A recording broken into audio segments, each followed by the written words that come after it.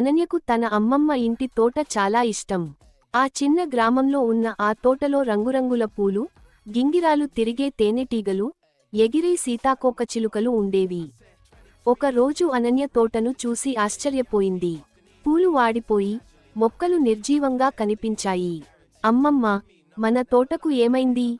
అని ఆమె అడిగింది. అమ్మమ్మ చిరునవ్వుతో, తోటకు ప్రతిరోజూ ప్రేమతో సంరక్షణ అవసరం అని చెప్పింది. అనన్య వెంటనే పని మొదలుపెట్టింది. మొక్కలకు నీళ్లు పోసింది, కలుపు మొక్కలను తీసేసింది, పూలతో మృదువుగా మాట్లాడింది. ప్రతి ఉదయం, సాయంత్రం ఆనందంగా తోటలో పని చేసింది.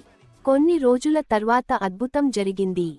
పూలు మళ్లీ అందంగా వికసించాయి. సీతాకోకచిలుకలు తిరిగి వచ్చాయి. తోట మళ్లీ జీవంతో నిండిపోయింది. అమ్మమ్మ అనన్యను హత్తుకుని, ప్రేమతో చేసిన చిన్న ప్రయత్నం కూడా పెద్ద మార్పు తీసుకువస్తుంది అంది.